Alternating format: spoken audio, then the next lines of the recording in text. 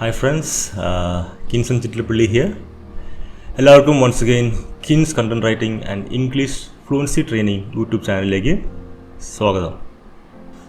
ഞാൻ കഴിഞ്ഞ 10 yearsആയിട്ട് content writing ഫീൽഡിലാണ്. പല ഇന്ത്യൻ ക്ലയൻസിനും ഇൻ്റർനാഷണൽ ക്ലയൻസിനും വേണ്ടി ഞാൻ വർക്ക് ചെയ്തിട്ടുണ്ട്. നമ്മളിന്ന് ഡിസ്കസ് ചെയ്യാൻ പോണത് SEO റൈറ്റിങ്ങിനെ പറ്റിയിട്ടാണ്. ഓക്കെ, എന്താണ് SEO writing? Search engine optimisation എന്ന് പറയുമ്പോൾ നമ്മൾ ക്രിയേറ്റ് ചെയ്യുന്ന ഒരു ഓൺലൈൻ കണ്ടൻറ്റ്, അതെന്തുമായിക്കോട്ടെ, ബ്ലോഗ് ആവാം, വെബ്സൈറ്റ് ആവാം, ഒരു യൂട്യൂബ് ചാനലാവാം. ഈ ഓൺലൈൻ കണ്ടൻറ്റിൻ്റെ, സപ്പോസ് ഒരു ബ്ലോഗിൻ്റെ ഓൺലൈൻ വിസിബിലിറ്റി കൂട്ടുന്നതിന് വേണ്ടിയിട്ടുള്ള, അല്ലെങ്കിൽ എൻ്റെ ഓൺലൈൻ റീച്ച് കൂട്ടുന്നതിന് വേണ്ടിയിട്ടുള്ള കുറച്ച് ക്രമീകരണങ്ങളെയാണ് നമ്മൾ ഈ സെർച്ച് എൻജിൻ ഓപ്റ്റിമൈസേഷൻ എന്ന് പറയുക. ഈ സെർച്ച് എൻജിൻ ഓപ്റ്റിമൈസേഷൻ ചെയ്യുമ്പോൾ നമ്മൾ ആക്ച്വലി എന്താ ചെയ്യുന്നതെന്ന് വെച്ചാൽ, നമ്മൾ ക്രിയേറ്റ് ചെയ്ത ഓൺലൈൻ കണ്ടൻറ്റ് അത് റെലവൻ്റ് ആണ്, അത് യൂസ്ഫുൾ ആണ്, അതുകൊണ്ട് യൂസേഴ്സിന് അല്ലെങ്കിൽ ഓഡിയൻസിന് എന്തെങ്കിലും തരത്തിൽ അത് ഉപകാരപ്പെടും എന്ന് ഗൂഗിളിനെ ധരിപ്പിക്കുകയാണ് നമ്മൾ ചെയ്യണത്. ഓക്കെ, ഈ SEO റൈറ്റിംഗ് ആയിട്ട് ബന്ധപ്പെട്ട് ഞാനൊരു 1 day കോഴ്സ് ഓഫർ ചെയ്യുന്നുണ്ട്. 1 day കോഴ്സ് എന്ന് പറയുമ്പോൾ നിങ്ങളൊരു 1 to 2 hours മാത്രം ഈ കോഴ്സിന് വേണ്ടി സ്പെൻഡ് ചെയ്താൽ മതി. നിങ്ങളത് സ്പെൻഡ് ചെയ്യുമ്പോൾ SEO പറ്റിയിട്ടുള്ള ഏറ്റവും ബേസിക് ആയിട്ടുള്ള വളരെ ക്രൂഷ്യലായിട്ടുള്ള കാര്യങ്ങൾ ഞാൻ ഈ കോഴ്സിൽ കവർ ചെയ്യും. ഒരു ബിഗിനേഴ്സ് വ്യൂ പോയിന്റിലാണ് ഈ കോഴ്സ്. ബിഗിനേഴ്സ് എല്ലാം ഈ കോഴ്സ് അറ്റൻഡ് ചെയ്യണം. അതിൻ്റെ കോഴ്സ് ഫീ 699 ആണ്. അതിൻ്റെ റിലേറ്റഡ് ആയിട്ടുള്ള എല്ലാ ഇൻഫർമേഷനും ഞാൻ വെബ്സൈറ്റിൽ കൊടുത്തിട്ടുണ്ട്. വെബ്സൈറ്റിൻ്റെ ലിങ്ക് ഞാൻ താഴെ ഡിസ്ക്രിപ്ഷനിലും പ്രൊവൈഡ് ചെയ്തിട്ടുണ്ട്. ഇഫ് യു ആർ ഇൻട്രസ്റ്റഡ് നിങ്ങൾക്കത് നോക്കാം. റൈറ്റ്, അപ്പോൾ back to the topic. SEO റൈറ്റിംഗുമായിട്ട് ബന്ധപ്പെട്ട് ഞാൻ ഏറ്റവും പ്രധാനപ്പെട്ട, അതായത് ഒരു ബിഗിനേഴ്സ് പോയിൻ്റ് ഓഫ് വ്യൂവിൽ ഏറ്റവും പ്രധാനപ്പെട്ട 5 കാര്യങ്ങളാണ് ഞാനിവിടെ കവർ ചെയ്യാൻ ഉദ്ദേശിക്കുന്നത്. അതിലേറ്റവും ആദ്യത്തേത് എന്ന് പറയുമ്പോൾ, സപ്പോസ് ഇപ്പോൾ ഒരു ബ്ലോഗാണെന്ന് വിചാരിക്കുക. നിങ്ങൾ ബ്ലോഗ് എഴുതാൻ ഉദ്ദേശിക്കുന്നു, ബ്ലോഗ് എഴുതി അത് പബ്ലിഷ് ചെയ്യാൻ ഉദ്ദേശിക്കുന്നു. അപ്പോൾ നമ്മൾ ഏറ്റവും ആദ്യം ചെയ്യേണ്ട കാര്യം എന്താണെന്ന് വെച്ചാൽ, ഈ ബ്ലോഗിൻ്റെ ടോട്ടൽ വേർഡ് കൗണ്ട് നമ്മൾ നിർണ്ണയിക്കുക.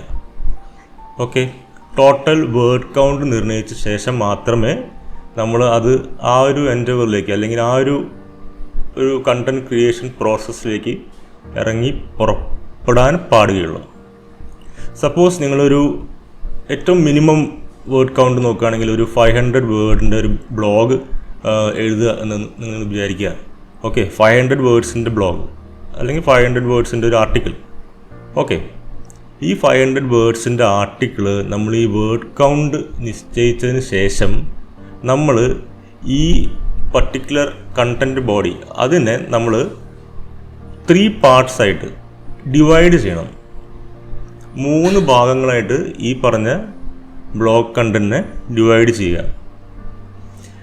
അഗെയിൻ 500 വേർഡ്സ് ഞാൻ ആദ്യമേ പറഞ്ഞു. ഈ 500 വേർഡ്സിനെ നമ്മളൊരു ഇൻട്രൊഡക്ഷൻ പാർട്ട്, ഒരു 100 വേർഡ്സ് ഉൾക്കൊള്ളുന്ന ഒരു ഇൻട്രൊഡക്ഷൻ പാർട്ടായിട്ട് എഴുതുക. നെക്സ്റ്റ് അടുത്ത് വരുന്നതാണ് നിങ്ങളുടെ കണ്ടൻറ്റിൻ്റെ ബോഡി പാർട്ട്. ഈ ബോഡി പാർട്ടിലേക്ക് നിങ്ങളൊരു 300 വേർഡ്സ് അസൈൻ ചെയ്യുക. ഓക്കെ, ലാസ്റ്റ് വരുന്ന 100 വേർഡ്സ് നമ്മൾക്ക് കൺക്ലൂഷനായിട്ട് ചേർക്കാം. പിന്നെ നമ്മളിത് എഴുതുമ്പോൾ അത് ഏറ്റവും സിമ്പിൾ ലാംഗ്വേജിൽ എഴുതാൻ വേണ്ടി ശ്രമിക്കണം. നിങ്ങൾ ചിലവർ അത്യാവശ്യം നല്ല വൊക്കാബുലറി, ഇംഗ്ലീഷ് വൊക്കാബുലറി ഉള്ള ആളുകളായിരിക്കും.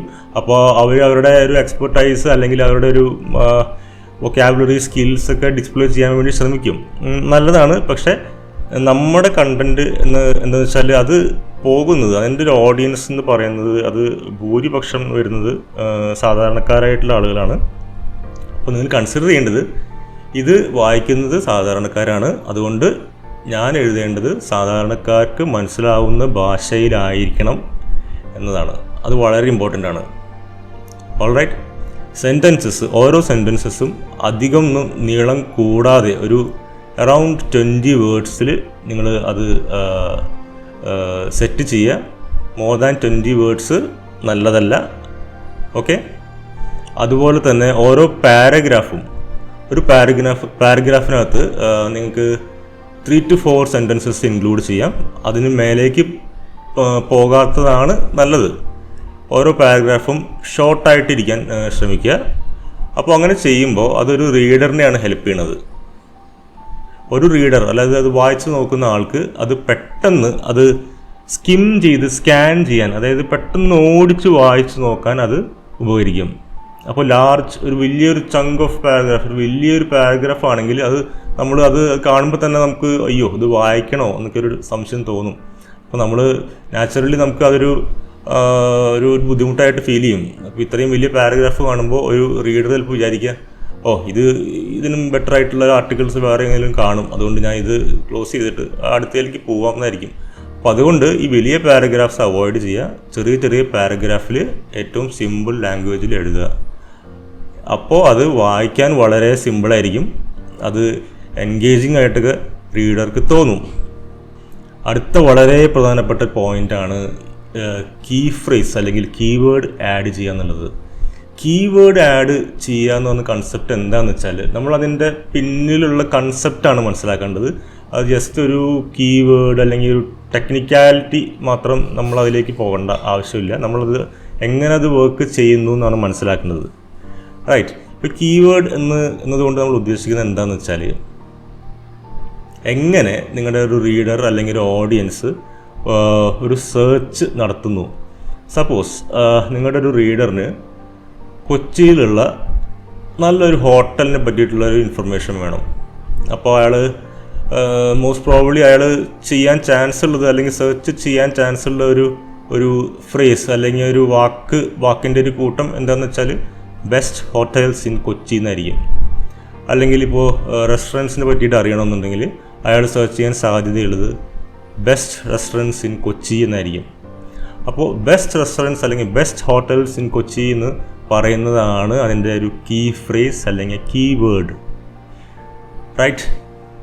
അപ്പോൾ യൂസർ എങ്ങനെ സെർച്ച് ചെയ്യുന്നു, ആ യൂസറിൻ്റെ ആ ഒരു ഡിമാൻഡ് എന്താണ് എന്ന് നമ്മൾ മനസ്സിലാക്കി ആ ഡിമാൻഡിനനുസരിച്ചാണ് നമ്മൾ കീവേഡ്സ് തേടി നമ്മളതിൽ നമ്മുടെ ആർട്ടിക്കിളിൽ അല്ലെങ്കിൽ നമ്മുടെ കണ്ടൻറ്റിൽ ഇൻക്ലൂഡ് ചെയ്യേണ്ടത്.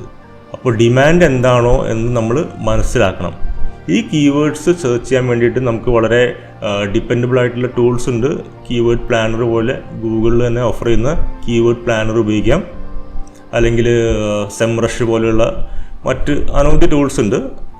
അത് നിങ്ങൾക്ക് കുറച്ചും കൂടി എക്സ്പീരിയൻസിൽ നിങ്ങൾക്ക് ഈ ടൂൾസ് ഉപയോഗിക്കാനുള്ള ഒരു നോ ഹൗ അല്ലെങ്കിൽ ഒരു എക്സ്പെർട്ടൈസ് കൈവരും. അപ്പോൾ ആദ്യം നിങ്ങൾ അതിൻ്റെ ബേസിക്സ് മനസ്സിലാക്കുക. റൈറ്റ്. ഈ കീവേഡ്സ് ഉപയോഗിക്കുമ്പോൾ അതിൻ്റെ സെർച്ച് വോളിയൂം മനസ്സിലാക്കിയിട്ട് വേണം നമ്മളത് ആഡ് ചെയ്യാൻ. അതായത് കൂടുതൽ ആളുകൾ ഏത് കീ ഫ്രേസാണ് ഉപയോഗിക്കുന്നത് എന്ന് നമ്മൾ ഈ കീവേഡ് പ്ലാനർ ടൂൾ വഴി യൂസ് ചെയ്ത് അത് മനസ്സിലാക്കി അതിൻ്റെ സെർച്ച് വോളിയൂം, അതായത് ഏറ്റവും കൂടുതൽ ആളുകൾ ഏത് പർട്ടിക്കുലർ കീവേഡാണ് യൂസ് ചെയ്യുന്നത് അതിനെയാണ് നമ്മൾ പിക്ക് ചെയ്ത് നമ്മുടെ കണ്ടൻറ്റിൽ ഇൻക്ലൂഡ് ചെയ്യേണ്ടത്. റൈറ്റ്. അപ്പോൾ ആ സെർച്ച് വോളിയൂം അങ്ങനത്തെ എല്ലാ സ്റ്റാറ്റിസ്റ്റിക്സും ഈ പറഞ്ഞ ടൂളിൽ പ്രൊവൈഡ് ചെയ്തിട്ടുണ്ടാവും. അടുത്ത ഒരു ഇമ്പോർട്ടൻറ്റ് പോയിന്റ് എന്ന് പറയുന്നത് ലിങ്കാണ്. അതായത് ഔട്ട്ബൗണ്ട് ആൻഡ് ഇൻബൗണ്ട് ലിങ്ക്സ്. അതായത് നമ്മുടെ ആർട്ടിക്കിളിൽ നിന്ന് മറ്റുള്ളൊരു ആർട്ടിക്കിൾ അല്ലെങ്കിൽ വേറൊരു കണ്ടൻറ് ക്രിയേറ്റർ ക്രിയേറ്റ് ചെയ്ത ഒരു കണ്ടൻറ്റിലേക്ക് നമുക്കൊരു ലിങ്ക് കൊടുക്കാം. അതായത് ലിങ്ക് കൊടുക്കുന്നു പറയുമ്പോൾ നമ്മൾ just for the sake of creating link അല്ല അത് ചെയ്യേണ്ടത്. നമുക്കത് നമ്മുടെ ആർട്ടിക്കിൾ കവർ ചെയ്തിട്ടുള്ള കാര്യങ്ങളിൽ നിന്ന് അഡീഷണൽ ആയിട്ട് അല്ലെങ്കിൽ അതിൽ നിന്ന് വിഭിന്നമായിട്ട് എന്തെങ്കിലും മറ്റൊരു ആർട്ടിക്കിൾ ഉണ്ടെങ്കിൽ ഒരു അഡീഷണൽ റീഡിങ്ങിന് വേണ്ടിയിട്ട് അല്ലെങ്കിൽ ഒരു അഡീഷണൽ ഇൻഫർമേഷൻ ഗ്യാദർ ചെയ്യാൻ സഹായിക്കുമെങ്കിൽ മാത്രം മറ്റൊരു വെബ്സൈറ്റിലേക്ക് നമുക്കൊരു ലിങ്ക് കൊടുക്കാം. ഈ ലിങ്ക് എന്ന് പറയുന്നത് ഈ വെബ്സൈറ്റിൻ്റെ ക്രെഡിബിലിറ്റി, അതായത് നമ്മൾ പുറത്തേക്ക് കൊടുക്കുന്ന ലിങ്ക് ആ വെബ്സൈറ്റ് ക്രെഡിബിൾ ആയിരിക്കണം. അത് ഒരു അതോറിറ്റി ഉള്ള ഒരു വെബ്സൈറ്റ് ആയിരിക്കണം. അപ്പോൾ ഗൂഗിൾ അത് മനസ്സിലാക്കും. അതായത് ഇങ്ങേര് കണ്ടൻറ്റ് ക്രിയേറ്റ് ചെയ്തു, അപ്പോൾ ഒരു അഡീഷണൽ റീഡിങ്ങിനായിട്ട് അങ്ങേര് ഒരു ഒരു ലിങ്ക് ആഡ് ചെയ്തിട്ടുണ്ട്. ആ ലിങ്ക് ആഡ് ചെയ്തിട്ടുള്ള വെബ്സൈറ്റ് അല്ലെങ്കിൽ ബ്ലോഗ് എന്ന് പറയുന്നത് ഒരു അതോറിറ്റി സൈറ്റാണ്. അതുകൊണ്ട് തന്നെ ഇങ്ങേര് ക്രിയേറ്റ് ചെയ്ത ഈ കണ്ടൻറ്റിനും ഒരു പ്രാധാന്യമുണ്ട് എന്ന തരത്തിലായിരിക്കും ഗൂഗിൾ അത് മനസ്സിലാക്കുക. അപ്പോൾ നമ്മൾ അവിടെ ഉപയോഗിക്കുന്ന ആങ്കർ ടെക്സ്റ്റ് അല്ലെങ്കിൽ അവിടെ ഉപയോഗിക്കുന്ന ഫ്രേസ് ആ ഫ്രേസിന് ഇമ്പോർട്ടൻസ് ഉണ്ട്.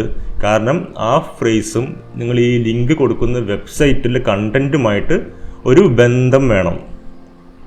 സപ്പോസ് ഇപ്പോൾ അഗെയിൻ സെയിം എക്സാമ്പിൾ നമ്മൾ കൺസിഡർ ചെയ്യുകയാണെങ്കിൽ ഹോട്ടൽസ് ഇൻ കൊച്ചി എന്നുള്ളതാണ് നമ്മുടെ ആങ്കർ ടെക്സ്റ്റ്, അല്ലെങ്കിൽ നമ്മുടെ ആ ഒരു ഫ്രേസ് എന്ന് വിചാരിക്കുക, നമ്മൾ ലിങ്ക് ചെയ്യുന്ന ആ ഒരു ഫ്രേസ് എന്ന് വിചാരിക്കുക. അപ്പോൾ അത് ക്ലിക്ക് ചെയ്യുമ്പോൾ അത് ആ ഒരു ലിങ്ക് ഓപ്പൺ ആകുമ്പോൾ നിങ്ങൾ കാണുന്ന വെബ്സൈറ്റിൽ ഈ ഹോട്ടൽസിൻ്റെ ഇൻഫർമേഷൻ തന്നെ വേണം. അല്ലെങ്കിൽ യാതൊരു ബന്ധവുമില്ലാത്ത ഇൻഫർമേഷൻ ആണെങ്കിൽ അത് നെഗറ്റീവായിരിക്കും. ഓക്കെ, അത് നമ്മുടെ പർപ്പസ് മീറ്റ് ആവില്ല. അപ്പോൾ ഇത്തരം കാര്യങ്ങളാണ് നിങ്ങൾ ഏറ്റവും പ്രധാനമായിട്ട് ശ്രദ്ധിക്കേണ്ടത്. ഈ ഒരു പറഞ്ഞ 5 കാര്യങ്ങൾ നിങ്ങൾ അറിഞ്ഞ് അത് മനസ്സിലാക്കി അത് ചെയ്യുമ്പോൾ, ഞാൻ അടിപൊളിയായിട്ട് പറയുന്നു, അത് ചെയ്യുമ്പോഴാണ് നിങ്ങൾ SEO യഥാർത്ഥത്തിൽ പഠിക്കുക. നിങ്ങളൊരു ഓൺലൈൻ കണ്ടൻറ് ക്രിയേറ്റർ ആണെങ്കിൽ, ഒരു ബ്ലോഗർ ആണെങ്കിൽ, അല്ലെങ്കിൽ ഒരു യൂട്യൂബർ ആണെങ്കിൽ SEO ഇമ്പോർട്ടൻ്റ് ആണ്. പക്ഷേ SEOനേക്കാൾ ഇമ്പോർട്ടൻറ്റ് നിങ്ങളുടെ കണ്ടൻ്റാണ്. അതായത് നിങ്ങളുടെ കണ്ടൻറ്റിൻ്റെ ക്വാളിറ്റിയാണ്.